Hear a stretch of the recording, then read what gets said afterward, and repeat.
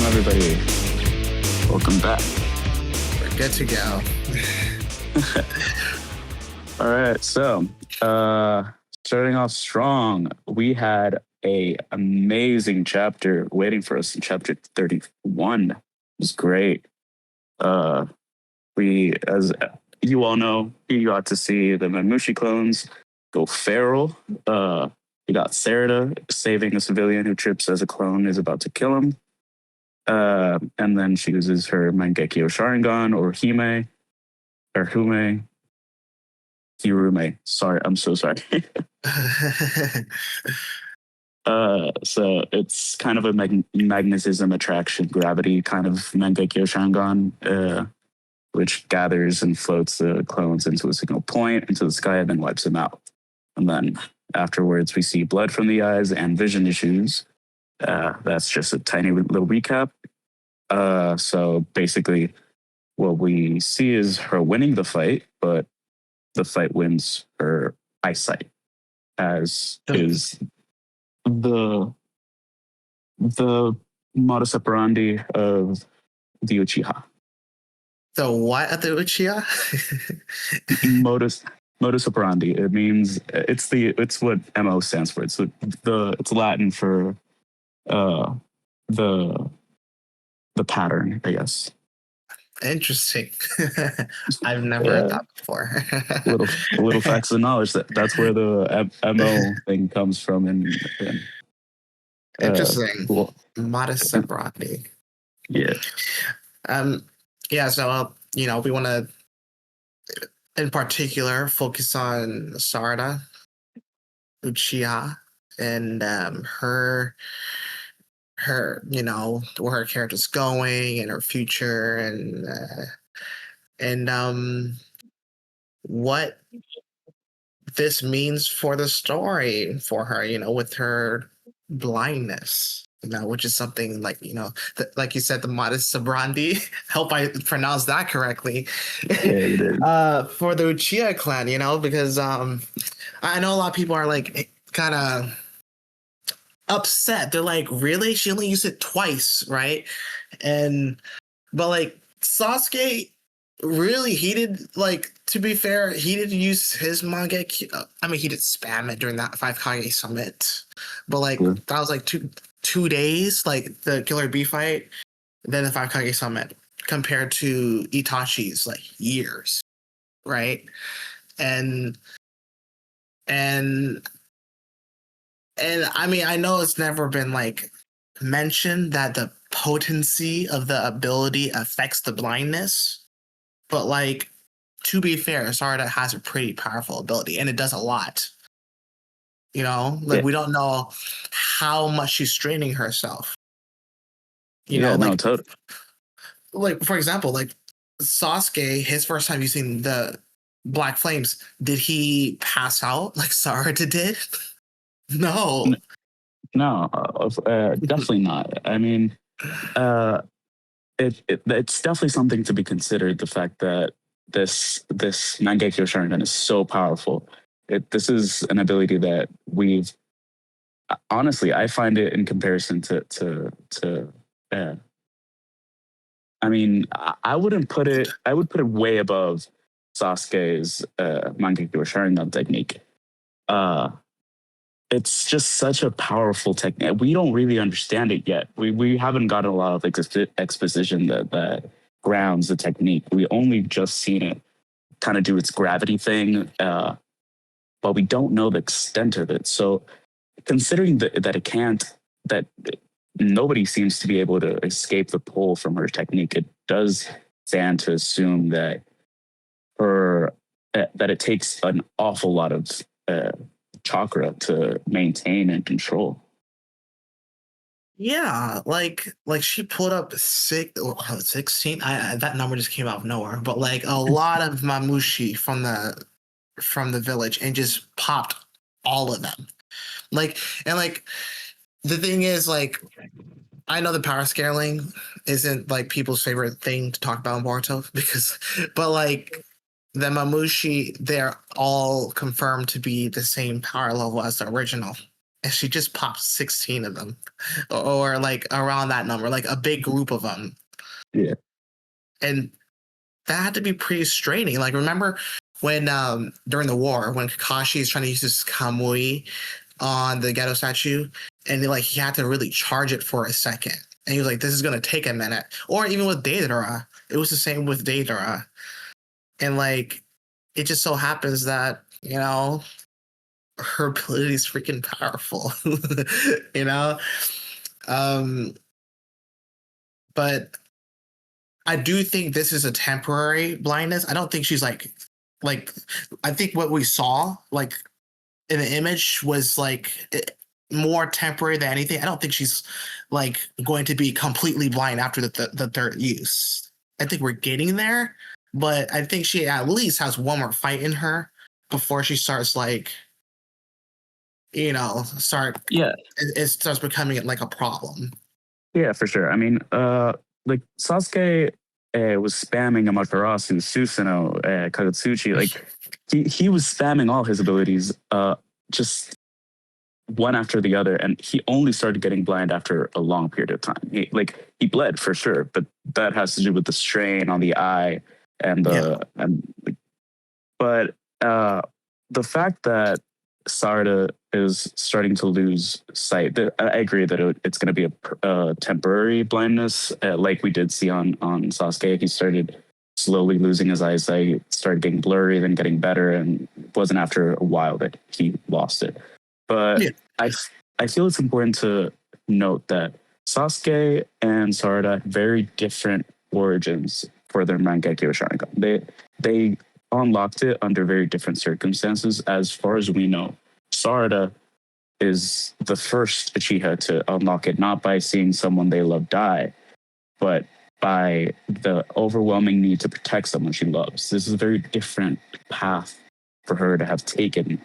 That could play a role into why it takes that her Mangekyō takes such a toll on her. It's very different to how everybody else uses theirs. It is different. Like that is a huge. It's a definitely new ground, you know, and like really anything can happen from here. Like as of right now, it seems like the path is similar to the other Uchiha, but like you never know what the side effects are going to carry. But like I guess now that we're talking about like her new path and these side effects, I guess we could kind of like transition over to like what's gonna happen when she goes blind to the point where she can't like see. Like how Yeah, is she gonna restore those eyes? yeah, for sure. I have a few theories on that, which I'll touch on later. But before we move on to the next topic, I was okay. So what's interesting about the fact that, just so I can touch on the difference between the hatred and love thing a little bit more. Yeah. It's so interesting to me how, again, Sarada unlocked it in such a different way from every other Uchiha that we know. Because, like, if you think about it, hatred kind of narrows you, love expands you. If you think about it in a psychological sense, one burns like a laser, the other overloads like a power surge. So if if the other Uchiha were narrowing their hatred into one controlled beam of power, then Sarada's love and need to protect might be what's causing this overwhelming output and causing her to rapidly consume chocolate. This is new territory for the Mangekyō. This might be the reason, and it might be the fact that love is such the need to protect is so all encompassing rather than hatred, which is more like a scalpel. That might be what is making her burn out so quickly. It's interesting to see this. You know, now that you put it that way, her ability is really good for protecting people. Like Like if you look at the other Mangekyō abilities, like like obviously the Materatsu, like I guess you could like hit somebody with a Materatsu to protect a friend or whatever. But like her current ability, how do I pronounce this? Orihume? Something like that. It's really good for protecting. Like when the civilian was about to get attacked by that Mamushi, she just simply just, you know, sent them flying midair. Like it's very good for like evading danger, Agreed. you know. And like what you're saying about like love being very connecting, like she's able to like extend it to more Mamushi, like you know, basically who's ever in her line of sight. I just find that detail pretty interesting because I know people were speculating that her ability would involve protecting, and it really is. You know, when you look at it a certain way. But Yeah, no, yeah, definitely. I mean, okay, for sure. I mean, her entire thing has always been protecting. I mean, she wants to be the Hokage. That's a pretty important character detail for her. And this her Mangekyō is very different from Sasuke's Amaterasu. Like you said, Amaterasu is more of a defense of an offensive ability, while her Ohirume is inherently defensive and like shielding. It's not like Amaterasu, which is a single target burn, or Kagetsushi, which is the shape manipulation of the Amaterasu, or the Susanoo, which is layered defense. yeah, Ohirume is more of an explosive, more of a area of effect type of ability, which is yeah. insane. It does grant her a sense of control of the surroundings, like like maybe like you ever heard that theory that that the Mangekyo Sharingan they manifest due to like your eternal desires or whatever, Yeah, and you know maybe in a situation when Boruto was in danger, she felt like she was powerless, and then she awakened a technique that allowed her to have much more control over her surroundings. You know, I yeah. mean, I can see it. I can definitely see that. I can definitely see that. It's. I feel like her Mangekyō definitely has to do with her personality.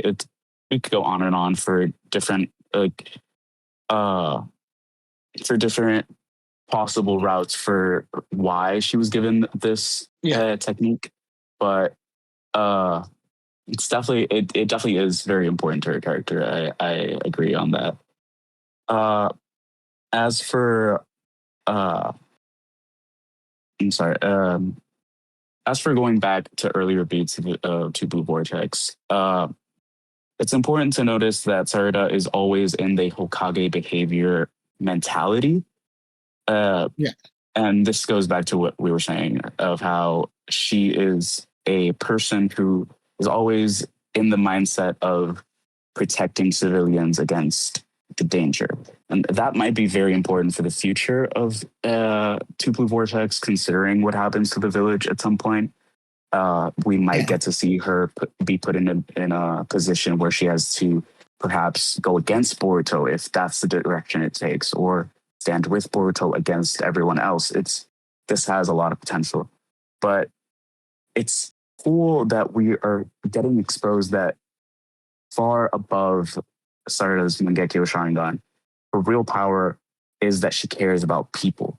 She she cares even about people whose ability is inherently manipulation, like Ada, or people who have been weaponized, like Kawaki, or have been killed, like basically everybody. yeah, Uh, she is a person who cares far more than a lot of the characters that we've been exposed to. Uh, because, for example, Shikamaru is an incredibly brilliant person, but his mindset, as far as we've seen, has never been so deeply about the citizens of Konoha. It has been more so about facing the threats. Whereas Sarada has, since she was a child, always had that like will of fire, protecting citizens, civilians state of mind, which is such an important detail. No, yeah, I agree. The comparison with Sarada and you said Shikamaru? Yeah, no, to put Shikamaru? in a more like current point of view, since Shikamaru is Yeah, currently Hokage. yeah, like yeah, Sarada. Yeah, the cool thing about Sarada is she really adopted Naruto's like mentality, the mindset, his current mindset and mentality. The village is my family. Like I'm, like the entire village is my family. I'm gonna protect everybody as if they're my, my own. And like for the longest time, Sarda like literally adopted that very personality trait. Well, that I mean philosophy. Well, honestly, I think too, Blue Vortex is kind of playing around with like this because this is Naruto's generation. Like it's even shown in Enojin, um, and Mitsuki, like Konohamaru, and how Shikamaru's kind of playing around with, regressing a little bit back to the shinobi roots. And I like how Sarada is one of those who strongly believes in Naruto's philosophy. It's really nice to see Naruto's philosophy like extend to to the next generation. Um, yeah, go ahead. No, I totally agree. I mean, I like to see this as kind of a rebirth of the older generation, and it plays a lot with a future episode that I would love to do, which is the legacy, and what. Yeah, it's a really interesting point of view to like a really interesting episode to do, but. I feel like it's such a masterful way that it's written in a way that they're kind of like the reborn versions of their parents, but also very much their own. I feel like uh, Inojin is a prime example of this. I feel like his parents would probably have taken a very different approach to the whole situation with I forget his name. The Kashin Koji? No. The civilian that is about to die. Kobu? Kobu. Oh my god, I totally forgot his name. What's his face? Yeah. But yeah, the politician. Yeah,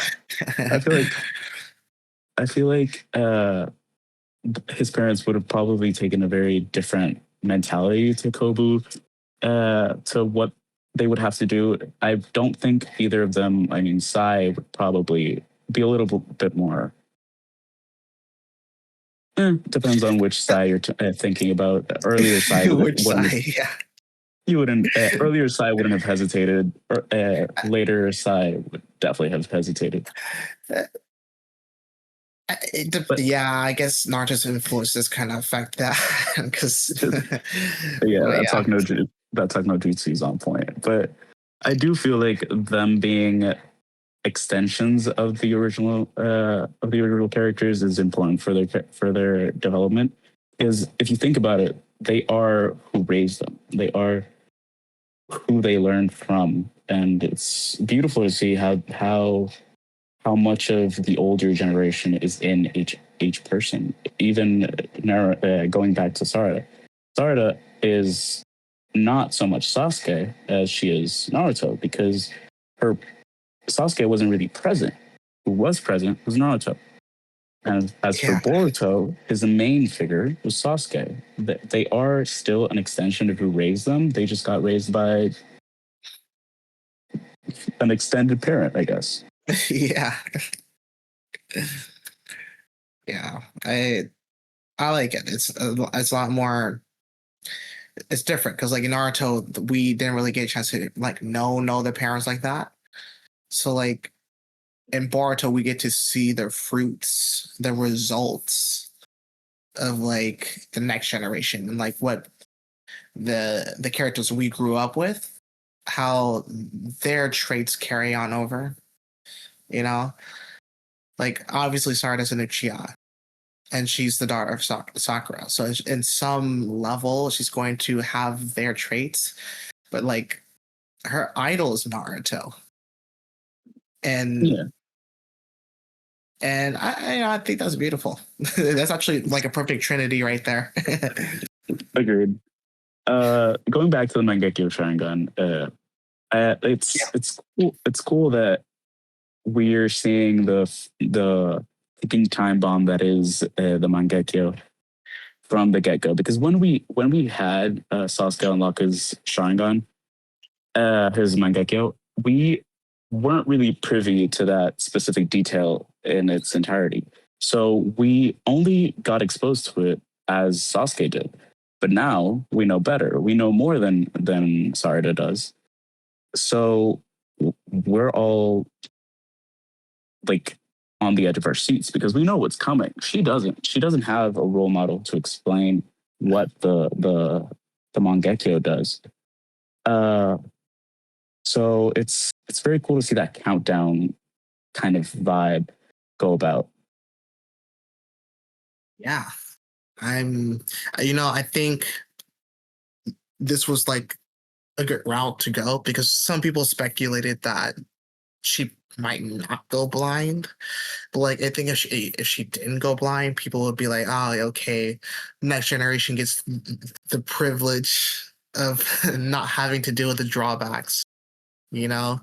And I'm glad she gets to go through what her dad did, and because Totally, but yeah, in a sense, Sasuke did grow up under Uchiha direction. He knew all about this, and also even when he didn't, even when Itachi had killed everyone and become a rogue ninja, uh, he still had the influence of Orochimaru and Zetsu.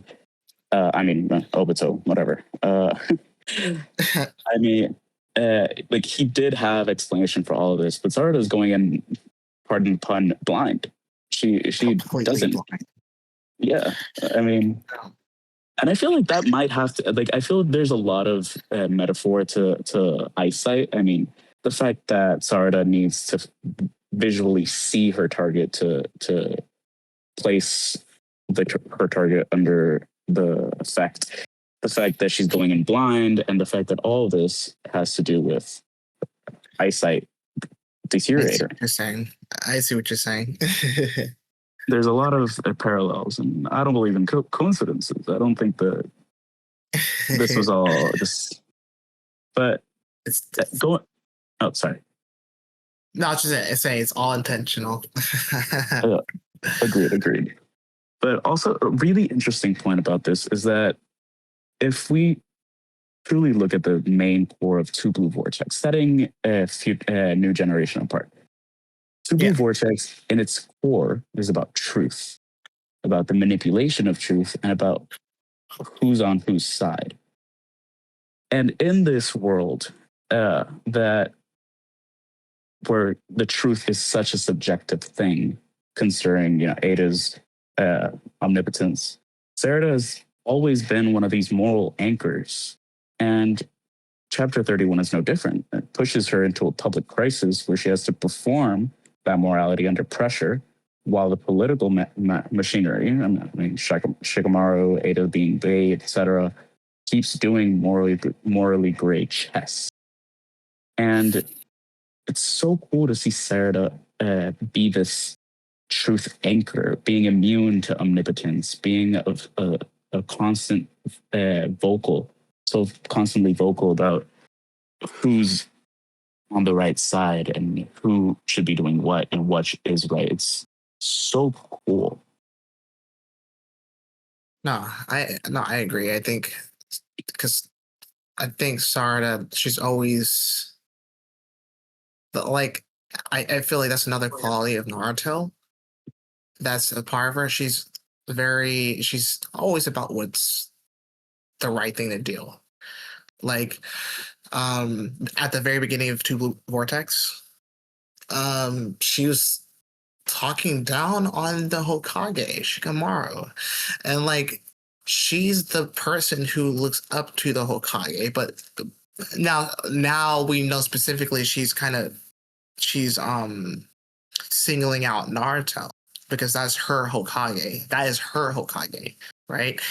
And seeing her kind of because funny enough, that's what Boruto is doing to Naruto at the beginning of Next Generations.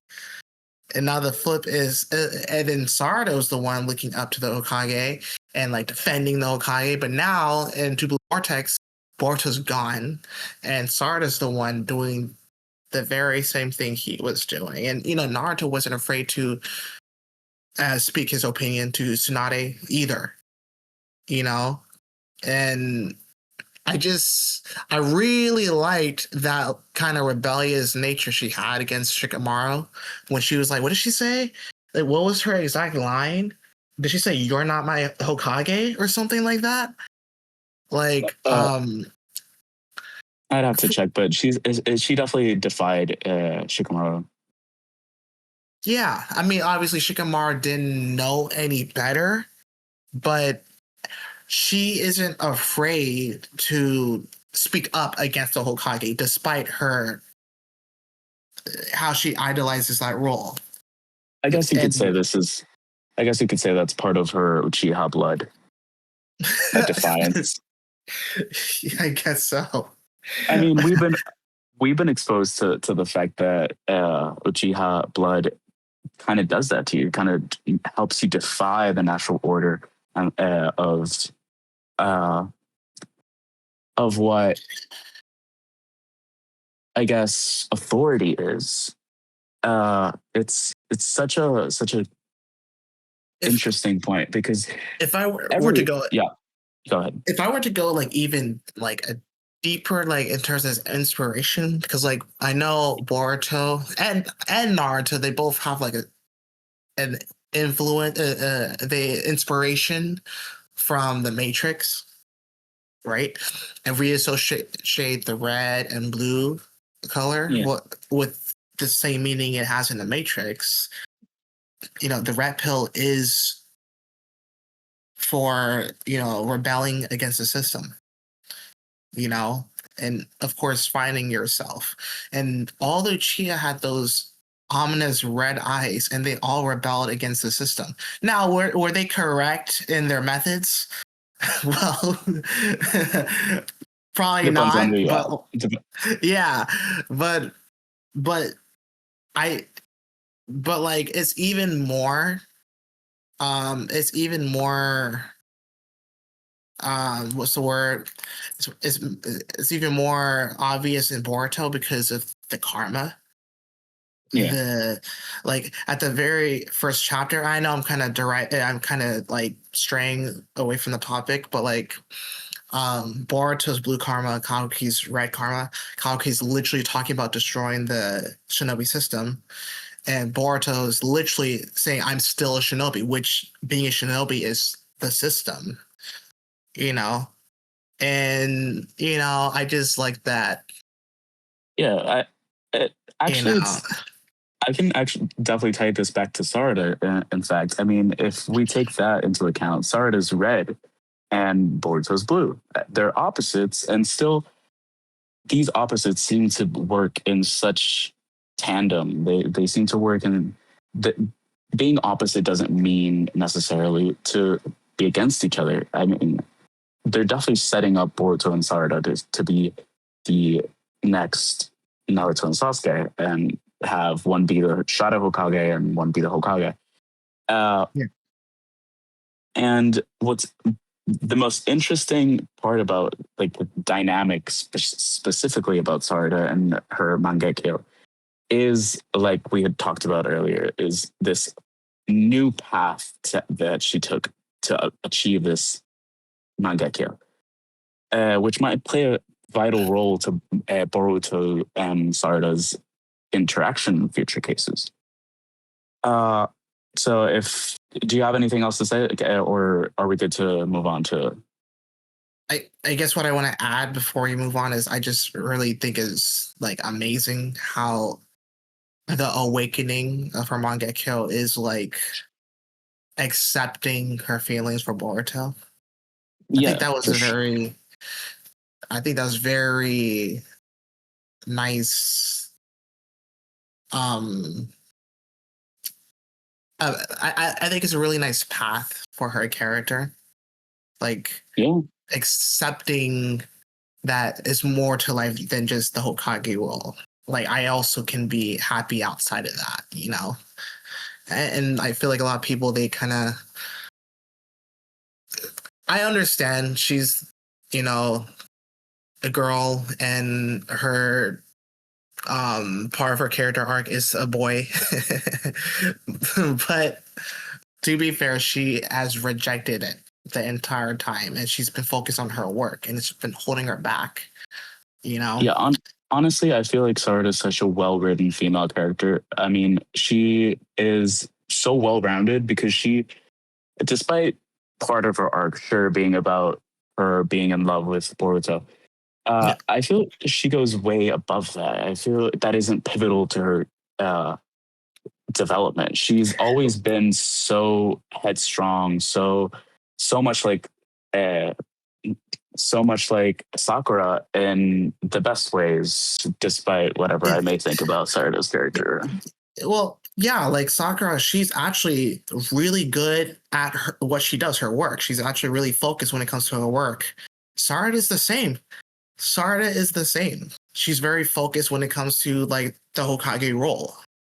Yeah, what I You know, honestly enjoyed so much about specifically that's the Sarada and Sakura like divide in personality is that Sakura, since the very beginning, she was always a one track mind kind of girl. She was always Sasuke, Sasuke, Sasuke.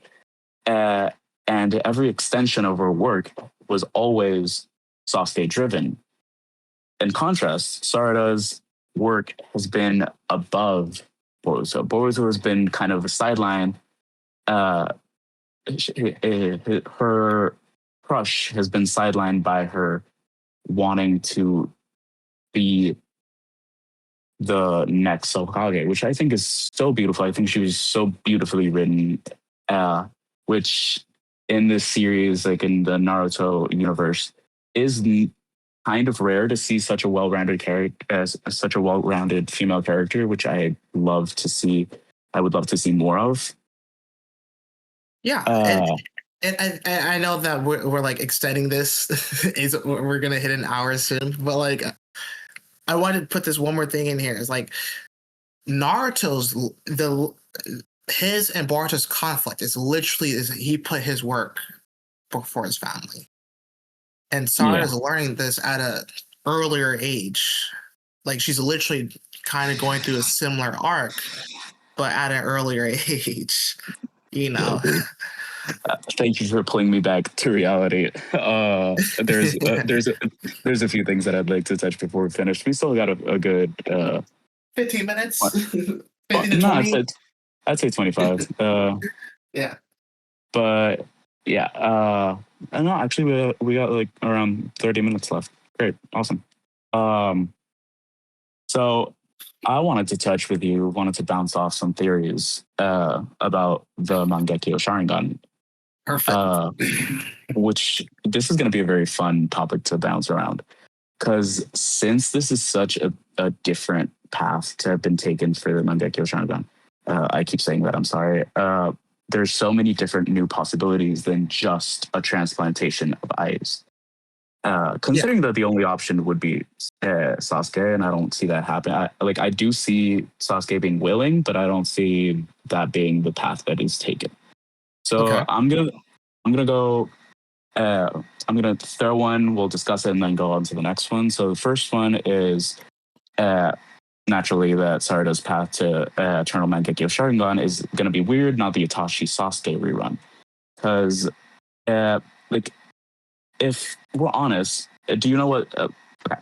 Chekhov's gun is this kind of practice in writing where you don't put anything in a story unless you're going to use it. You don't put a gun unless you're going to fire it at some point. Yeah. So Sasuke's eyes are still there, sure. But they're not being really addressed. However, what is being addressed is scientific fixes like Amato being able to transcend the human like ceiling of what it can do with the scientific ninja tools, which could be a possible route for fixing. And most importantly, which is going to be its own theory, but just throwing it out there, medical ninjutsu, specifically the Byakugo. Yeah, as in that theory. As in Sarada. I mean, Sakura, her seal. Okay.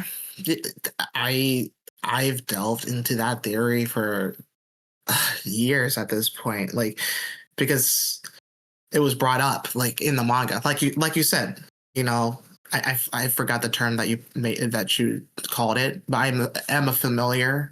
Like, the writer's not going to put it in the story unless they're going to use it, right? Yeah, And it's a Chekhov's gun. Chekhov's gun. Yeah. So, like, Sarada, so it was mentioned that the Byakugo seal was a thing since the times of the Sage of Six Paths, right? And I feel like it's kind of hinting that, because, like, what else was mentioned like long after that was that ninjutsu is trying to emulate shinjutsu, basically, right? So I think it's implied that the Byakugo seal might be related to the karma seal, but like it's kind of humans' interpretation. It's like the ninjutsu version of the karma seal, because like we associate it with Tsunade's jutsu, right? The 100 heals, but really Tsunade added that application to the Byakugo seal. If you look at Mito has a Byakugo seal, but she doesn't have the 100 heals jutsu, right? Yeah. So it can have other applications. It can be adjusted, edited. And I feel like that can be applied to, well, enhance her in a similar way, but like in a more organic way outside of injecting like Shibai cells into her. You know what I'm saying? I feel like that's a path, because think of it like this. The Rasengan. It started out with Mito and the Rasengan. Naruto evolved it to the Rasen Shuriken. Okay? That went from A class to S, like plus class. And then Boruto took it even further with Uzuhiko. So agreed. What if it's the same progression with the Byakugo seal? It started with Mito, then Tsunade evolved it, and then Sakura inherited it. I can't really say she evolved it further because we have proof. But and then Sarada is the one to take it a step further. Yeah, I feel like it's pretty much been confirmed how Sakura kind of improved the 100 healing seals, because we see her use it a lot more effectively than Tsunade does, especially with the Obito scene. But it's a topic for debate. But if we're honest, the Byakugo is inherently just a seal that reserves chakra, which can be useful for different things. We know that it's incredibly useful for medical ninjutsu, but I feel like Sarada, specifically something that you said really stood out to me. I hadn't considered it, the Shibai cells aspect. The aspect of Shibai cells affecting and enhancing individuals has been used repeatedly across the series. It'd be such an interesting theory for Sarada to be injected by Yamato with Shibai cells, and then not only unlocking Eternal Mangekyō Sharingan, but also the Rinnegan. That way, she would. Yeah, sorry. I was just gonna say no. I was just gonna say yeah. It would. That would literally give her the tools to evolve her eyes like into something new. But yeah, sorry. That was it. That was it. Gonna go on a tangent. Okay. Yeah, that would be interesting because we've seen every character enhance their predecessor's jutsu. And as far as the Sharingan goes, there's not really a lot of wiggle room because it's already been perfected to a point. And she already has the capability of improving two abilities. So that there's her Sharingan and there's the Byakugo. So it could be cool to see a Byakugo seal made from Shibai cells. That way it can kind of serve as a karma mark for healing. Ooh. That way she could balance out Boruto, and they can keep like more than balancing Kawaki and Boruto because they evolve at the same rate. If you truly look at it, Sarada also evolves steadily alongside them. She also gains Sharingan when Boruto gains his karma, and she gains her Mangekyō when he develops Uchiha. I mean, she also evolves. So now that he's become such a powered unit, she might be up next for a power boost. You know what? I guess that would, as far as the information that we know, that would be the best case scenario for her, having like the Byakugo skill and Shibai, because I didn't even consider it both. I would think it's one or the other, but like having both, that would be pretty. Like that take her eyes so far, like that would 100%. change the game. 100%. Also, the Byakugo is the exact same shape as the karma mark if you look at it. Yeah. They're both diamond shaped. Yeah. Sorry, go ahead. I was just gonna say, I do think. Well, I'm about to go into a different theory. So, like, before I do that, I'll let you. No, I was gonna do the same. I was just gonna say that another possibility that we can consider is the thorn soul. The bulbs. thorn bulb. Yeah. Yeah. So, What specifically about them, though? So, like, ever since I've seen them, they feel like power ups. Like you beat a boss in a video game, you loot them, and you power up, right? But like, obviously, the main characters need them to save the ones that they love. However, there is one Shinju that's probably not going to get that luxury, and it's probably going to be Bug. Yeah, I don't see Bug returning.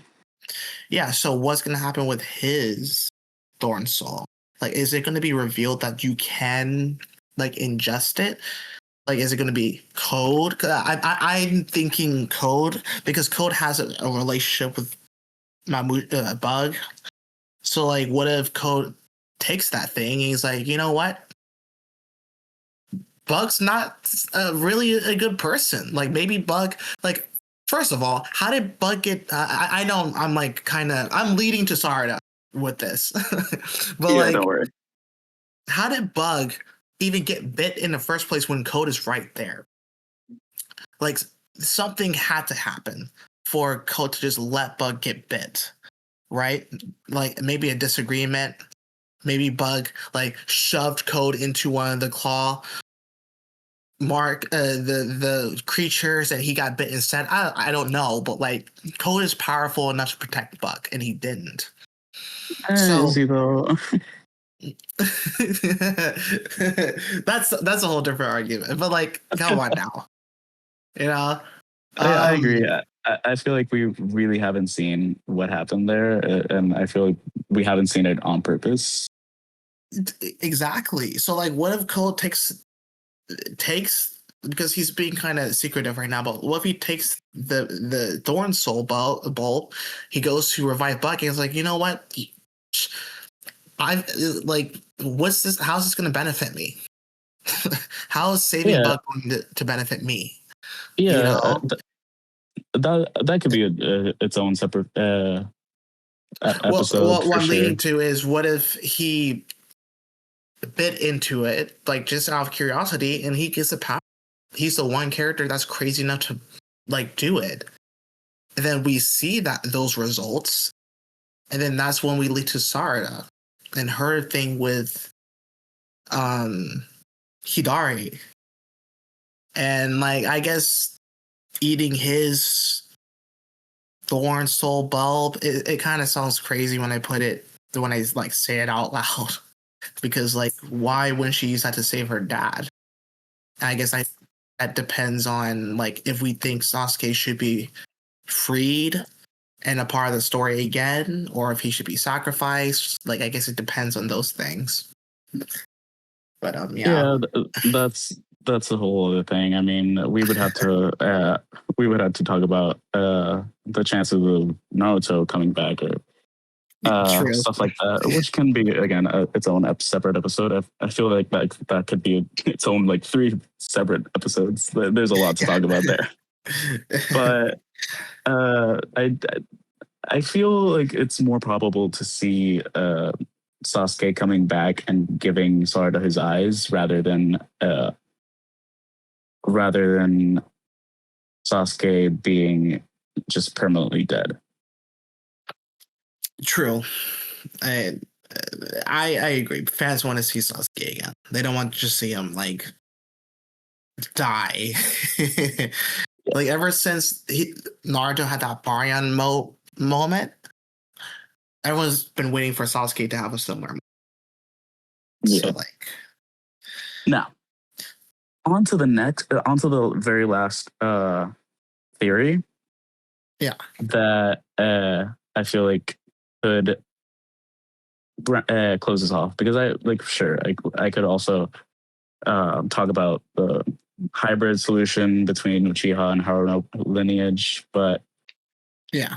I feel like this is a perfect way to go out. Is currently one of my favorite theories is the Shinjutsu interaction. Okay. We just recently got exposed to Ada considering Sarada a friend and someone who she loves. We suddenly see this powerful friendship between the 3 of them, and we might see a return of omnipotence where Ada fixes her eyesight out of just instinct. Like, she doesn't know how to control it, but since we just recently got exposed to how much she actually loves Sarada, she might accidentally do the same thing that she did for Kawaki, fixing this curse that the Uchiha have and fixing her eyesight before it gets any worse. Interesting. And maybe I never consider that. it's a very interesting thing, because we only saw omnipotence get used once, and I don't think it would be implemented just to be used then. I feel like they've been setting up the aspect that Sarada was immune to omnipotence for some reason, and this might open, even if it's not the solution, it might open up a conversation of why she was immune to omnipotence and how, if it's even possible. I feel like we might be leading up to a conversation of if it's even possible for Sarada to be fixed by omnipotence. Interesting. That's something I never considered. Yeah. because if you think about it, Sarada has always been like since the first use of omnipotence, she's been able to see again with the use of eyesight. She's been able to see through false reality. She was able to see through the omnipotence's twist of I don't know, personalities. Yeah. So the whole eyesight thing might also be tied to this, because she, instead of having eternal blindness, she could have eternal sight. The omnipotence could open a Pandora's box for a new kind of EMS whose ability has to do with reality perception or something like that. It's a big theory, but yeah, it's important to note that Shinjutsu is still there, and it's still a big Chekhov's gun. It still might be used to fix this whole situation with Sarada. Interesting. I know that, like, Ishiki as a character, he's based off of a mythological character that obtains a hammer that grants wishes, right? Right. And people originally thought Ishiki would have the ability to grant wishes, but I think that is actually Ada. Like, that was he was trying. I think he was trying to obtain that from Shibai cells, but Ada obtained it instead. Yeah, and maybe it's tying into what you're saying. Maybe Ada can be like a wish, quote unquote, wish granter. Yeah, if she learns to use it, I definitely see that, and that'll definitely play very well into her whole thing about, I guess, not knowing where her true alliances lie because everyone falls in love with her, and if she's able to grant wishes, then she would never know who her true friends are, and that would put a little bit of strain on Sarada and hers relationship, which would be really cool to see too. Basically, it's like Sarada can earn the right to get that wish granted. Maybe. Yeah. Like, maybe that's what we're building up to. That might be interesting to see. Sarada's definitely been with this chapter in and of itself. There's so much that has been opened up to interpretation. She has been kind of in the background for a while, and I love that this has opened up so many new routes for the storyline to take.